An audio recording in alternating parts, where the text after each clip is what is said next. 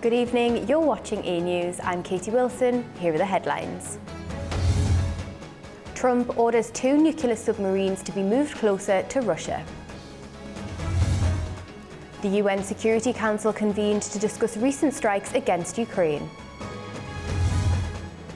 Azerbaijani natural gas is now flowing into Syria via a newly opened pipeline into Kiev. President Trump has ordered 2 nuclear submarines to new positions after threats from former Russian leader Dmitry Medvedev. With a tightened ceasefire deadline on Ukraine's war, the US and Russia exchanged serious warnings as global attention intensifies. Amid rising social media tensions between Trump and Medvedev, the US president has ordered 2 nuclear submarines to reposition in the appropriate regions. The move, announced on Trump's Truth Social platform, was in direct response to what he called highly provocative threats from former Russian President Dmitry Medvedev. Trump warned that while he hopes the comments were just words, words can lead to unintended consequences. No, the nuclear submarine. Oh yeah, well, we had to do that. We just have to be careful. And a threat was made and we didn't think it was appropriate, so I have to be very careful. So I do that on the basis of safety for our people. A threat was made by a former president of Russia, and we're going to protect our people. This follows Trump's newly shortened deadline for Moscow to end its war in Ukraine, cutting it from 50 to 10 days and warning of sanctions if no ceasefire is reached by August 8th. Medvedev, now deputy chair of Russia's Security Council, fired back online, accusing Trump of playing a dangerous ultimatum game and warning that each threat brings the world closer to war. While the Kremlin says its military operation in Ukraine will continue, it has yet to respond directly to the submarine deployment. Trump's announcements have unsettled Russian markets, with Moscow's stock exchange taking a notable hit. The US has not disclosed the submarine's exact locations or capabilities, consistent with military protocol. But both countries maintain the world's largest nuclear arsenals, with submarines playing a key strategic role. Tensions between Trump and Medvedev have escalated sharply in recent days, and with nuclear submarines now in motion, the world is watching closely. The US and NATO are developing a new way to send weapons to Ukraine, using European funds to pay for American arms. That's according to Reuters. The new plan will also enable the countries donating weapons to bypass the usual delays in replenishing their own stockpiles. If you take a look at the numbers, the United States and NATO are working on a new system to deliver weapons to Ukraine, with European countries covering the cost. That's according to 3 anonymous sources cited by Reuters. Under the plan, Ukraine would submit priority requests in packages worth around $500 million. NATO members would then decide who contributes or pays for each item on the list. The initiative, coordinated by NATO Secretary General Mark Rutte, aims to generate up to $10 billion in weapons for Ukraine. A NATO-managed account would be used to hold funds, with all transfers subject to approval by NATO's top military command. Officials describe it as a voluntary effort, but one that all allies are being encouraged to join. One US official told Reuters that countries donating weapons would be able to bypass the usual delays in replenishing their own stockpiles, a key incentive for participation. The new plan would operate alongside the existing US drawdown authority. Talks are already underway for the first batch of weapons under the scheme, but sources say it's not yet clear if any money has been transferred or when deliveries might begin. The United Nations has held a high-level Security Council meeting on the war in Ukraine. Officials warned of escalating civilian casualties and renewed calls for a ceasefire and a diplomatic solution.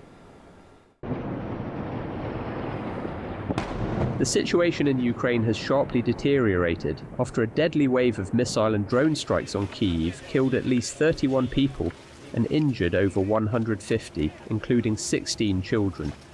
The United Nations Security Council met to address the growing crisis and discuss steps to achieve the peace. The US repeated its warning that time for diplomacy is running out. In light of Russia's intensified aerial assaults on Ukraine and the increasing toll on civilian life, On July 29th, President Trump clearly stated a peace deal must be done within 10 days. Otherwise, the United States is prepared to implement additional measures to secure peace. President Trump is offering both Russia and Ukraine a way out of this conflict. Once again, we implore them to take it. Ukraine's representative said the attacks are part of a deliberate campaign to terrorize civilians and blamed foreign military support to Moscow for prolonging the war. Once again, the world witnessed Russia's response to our desire for peace, shared with the United States and Europe, with new killings and more destroyed homes.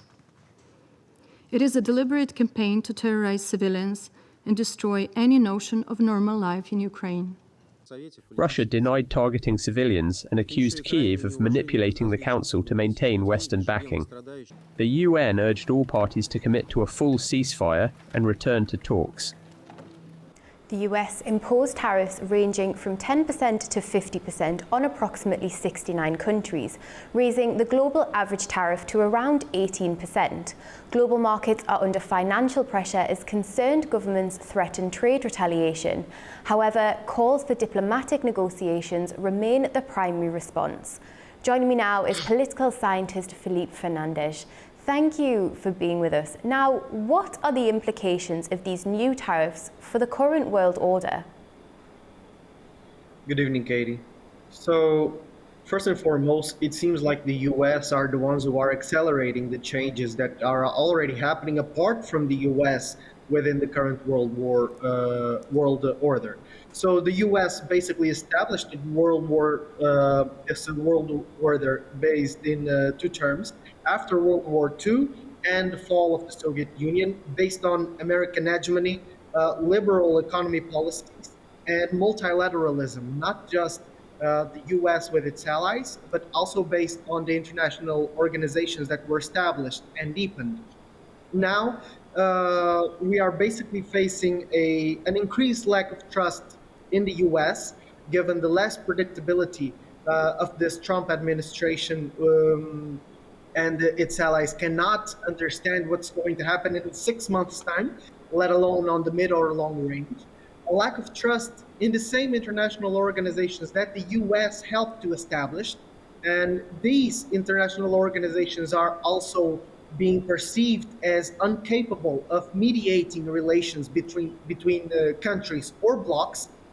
We are also seeing the strengthening of regional blocs, like we did not seen it prior to the 1990s, and spheres of influence that are resurfacing again in the international affairs.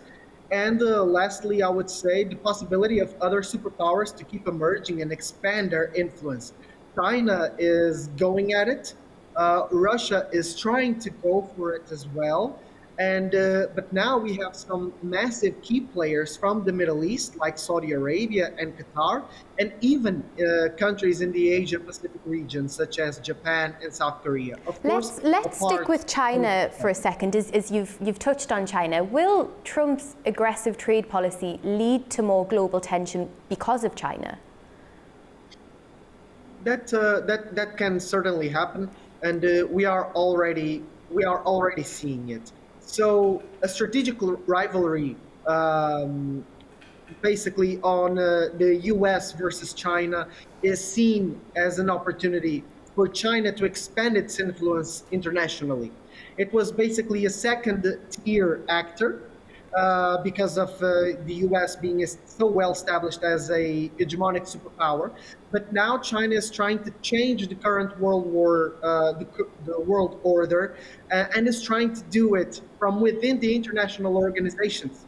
And so as the U.S. is distancing themselves or even retrieving from so many of the international organizations that it helped to establish, this could be seen and understood as a more leeway for China to fill this American void.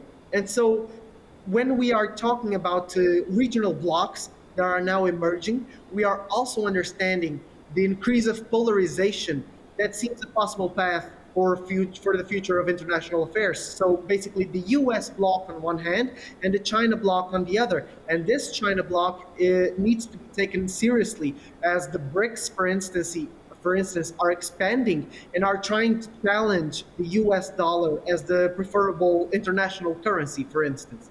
So, of course, this rivalry between the US and China could lead to more global tension overall. So, for countries affected by these tariffs, what is the best option? Diplomatic negotiation or retaliation? That's a very tricky question, and a very good question as well. It all depends on how dependent they are from the US. We understand that many countries, especially in the Western Hemisphere, are still dependent on the US. Take Europe, for example, but also countries in Africa and even South America, for instance. So to some extent, retaliation may even be needed for some countries to save themselves from internal political turmoil. Take what Brazil is trying to do, for instance. It is capturing quite a lot of international attention based on that. It is trying to position themselves as a player that is challenging the U.S. Hegemonic power, and at the same time trying to save the Brazilian government, trying to save itself from the public opinion. But generally, I would say that the negotiation is preferable, as based on the premise that the U.S. is still a major trade partner for so many countries. And let's rewind for the latest U.S.-EU deal and understand how well positioned the U.S. still is. So the negotiation is a better way to even deal with President Trump's personality. As someone who's trying to push. But that being said, Trump is failing in the polls, and the U.S. economy is threatening serious decline. So why is Trump insisting on this course? That's a very, very interesting question as well. I think Trump is more consistent than people give him credit of. And President Trump believes that the U.S. needs to have a more powerful position amongst its allies. And as to his understanding, no country is up to the U.S. level. And to some extent, he is still right as of now, 2025. We have no idea what's going to happen, for instance, by the end of his first term. He is pushing for a different relationship within the West countries, especially, as he wants the U.S. Not just to be seen and perceived as an ally, but as a country that is clearly ahead of everyone. If he is able to do so, then he may be able to push some more advantage within its allies. And then again, remember the US-EU latest deal and the NATO deal, where he is being able to push his interests and basically putting the bill up to the EU countries. Now, we know that the US economy may be facing some serious backlash as well, but this is also a matter of personality and the hardball strategy, understanding that this way the U.S. will always keep its leeway and room of maneuver when negotiating with other countries and trying to balance the commercial balance that, as of now, it is not very positive for the U.S., and that is something that President Trump has inherited. Always great to chat to you, Philippe. Thank you so much for joining us on the programme. Now, Israel's chief of staff warns that fighting in Gaza will continue relentlessly if no hostage deal is reached soon. Eyal Zamir said that in the coming days it will become clear whether an agreement to release hostages can be reached.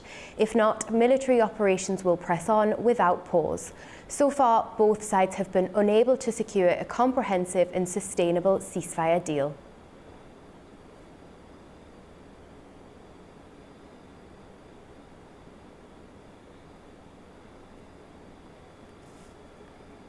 Now, US envoy Steve Witkoff visited Gaza to inspect aid sites amid a deepening humanitarian crisis. Our correspondent Blake Sifton has more on the situation from Tel Aviv. U.S. Special Envoy to the Middle East, Steve Witkoff, along with U.S. Ambassador Mike Huckabee, visited Gaza on Friday in order to inspect aid distribution sites and assess the situation as the starvation crisis in Gaza worsens. Now, their visit comes after President Trump appeared to break with Israeli Prime Minister Benjamin Netanyahu earlier this week when he acknowledged that there is real starvation in Gaza. The Israeli leader has said that there is no starvation in Gaza and that it is simply Hamas propaganda. President Trump also said that the U.S. would work with Israel to open additional aid sites in Gaza and that he will finalize his plan once he's heard from his two envoys. While they were in Gaza today, Friday, Huckabee and Witkoff visited an aid distribution site in Rafah operated by the Gaza Humanitarian Foundation. Now, this is that very controversial American and Israeli-backed organization that began distributing aid in Gaza in May when Israel ended an 80-day total blockade on all aid entering Gaza. At the time, they said this new group and new mechanism was put in place in order to prevent Hamas from stealing aid. However, in the last 3 months, we've seen near daily deadly incidents of violence in which Palestinians seeking aid have been shot and killed at sites run by the Gaza Humanitarian Foundation, both by Israeli forces and by American military contractors who operate the sites. The United Nations says that 859 Palestinians have been killed at these Gaza Humanitarian Foundation sites in just the last 3 months alone. Now, whether Trump's plan to get new aid into Gaza is simply an expansion of the operations of the Gaza Humanitarian Foundation or a new mechanism entirely remains to be seen. Blake Sifton for A News in Tel Aviv. 11 trucks carrying vital medical supplies reached a new World Health Organization warehouse in Gaza. The supplies were transported through Kerem Shalom and El Arish via the West Bank. The delivery comes amid a severe collapse of Gaza's healthcare system. The World Health Organization says attacks on hospitals, blocked aid and arrests of medics have devastated health services across the territory. Just 18 of Gaza's 36 hospitals remain partially functional. Today, 11 trucks arrived from the Kerem Shalom crossing via El Arish and the West Bank. These trucks contain medical supplies and medicines to support the Gaza Strip's medical sector, including hospitals and all healthcare facilities. These supplies meet some of the needs of the devastated health sector in the Gaza Strip. President Trump is ramping up efforts to expand the Abraham Accords, and this time the focus is on Azerbaijan and its Central Asian neighbours. The talks mark one of the most structured diplomatic pushes since the Accords began. According to reports, Trump's administration is in advanced talks with Azerbaijan to bring the country and possibly other Central Asian allies into the Abraham Accords. The expansion emphasises closer cooperation in trade and defence.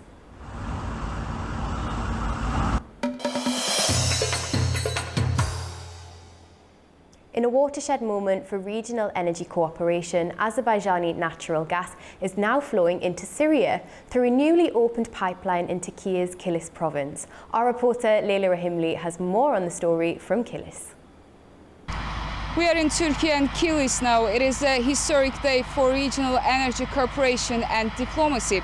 For the first time ever, Azerbaijani natural gas is flowing into Syria, officially marking the start of gas exports via Turkey's Kilis province. This is not just a new trade route, it is a powerful symbol of shifting alliance and growing energy diplomacy in the Middle East.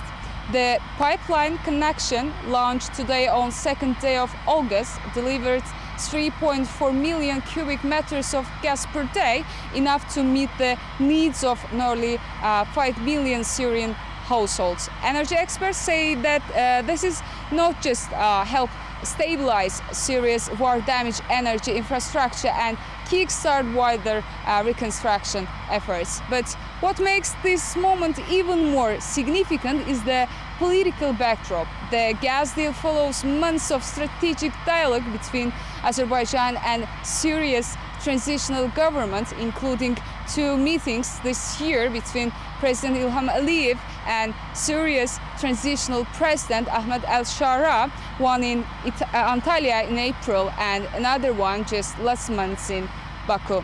These engagements laid the groundwork for what is now being called a new phase of cooperation between Baku and Damascus, expanding from dialogue to strategic partnership with the energy and its core.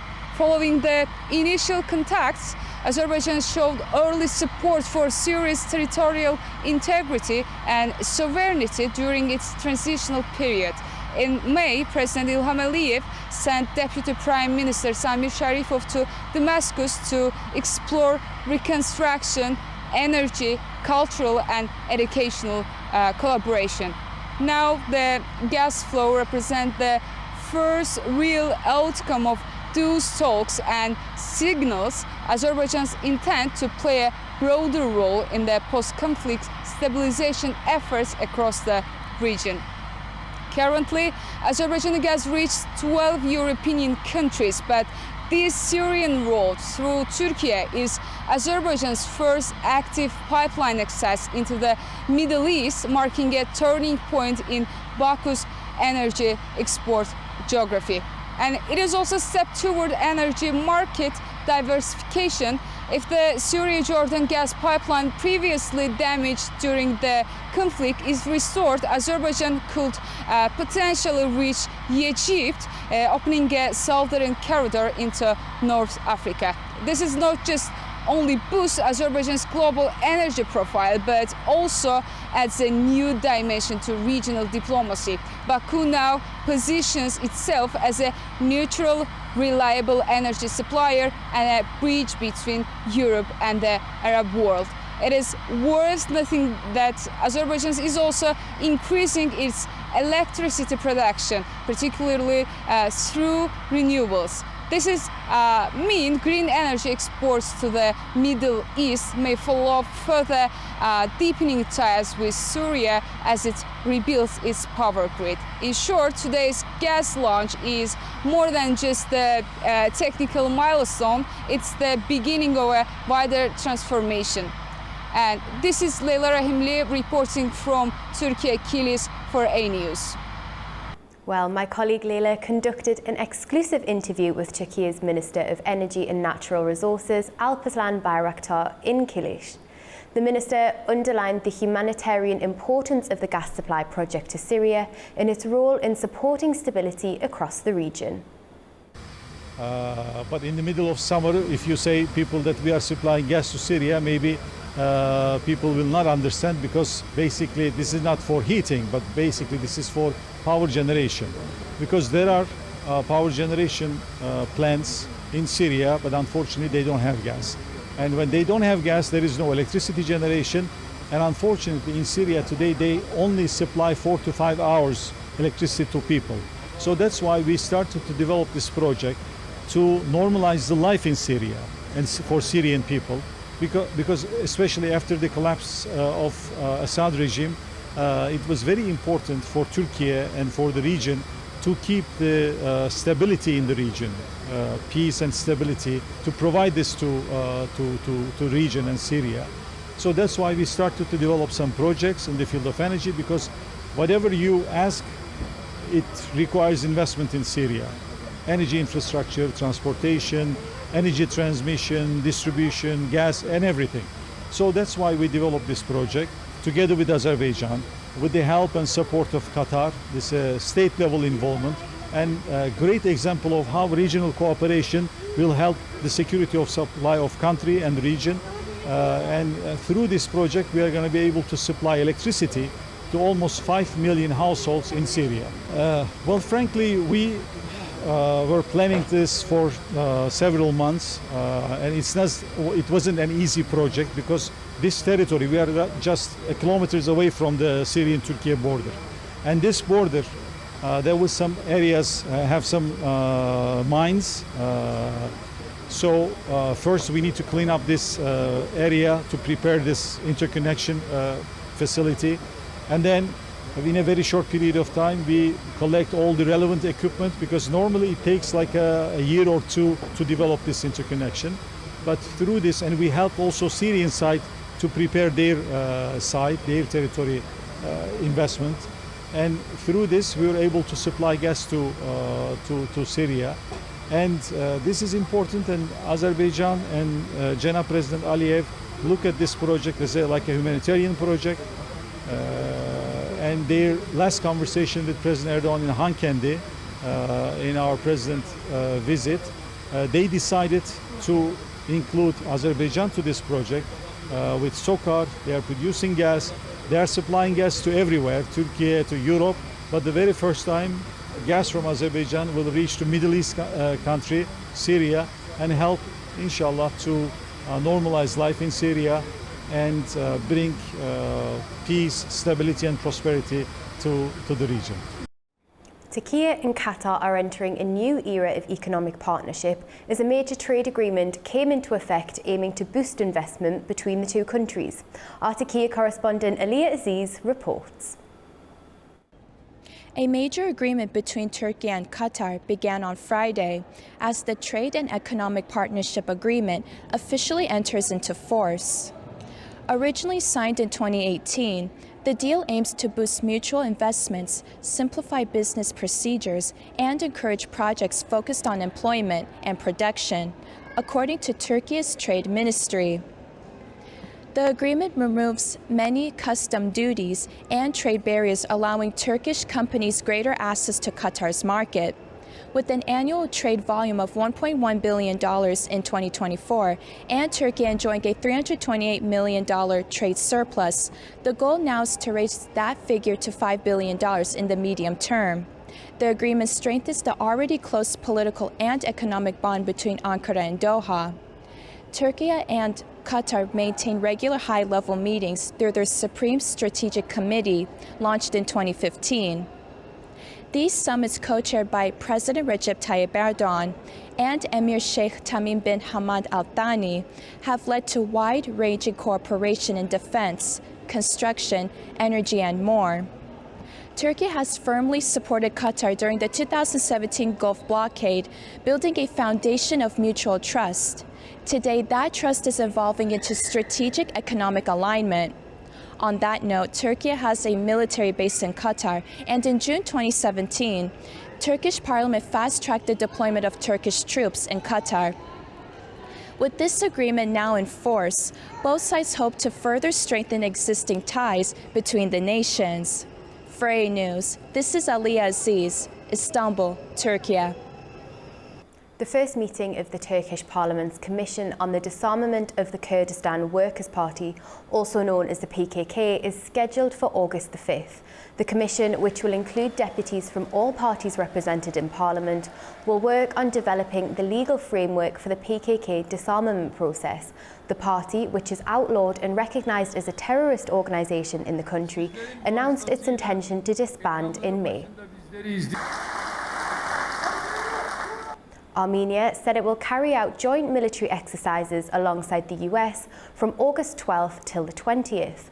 Armenian Defense Ministry said that the Eagle Partner 2025 exercises held in Armenia will involve servicemen of the Peacekeeping Brigade of the Armed Forces of Armenia, the US Army, Europe and Africa, as well as the Kansas National Guard.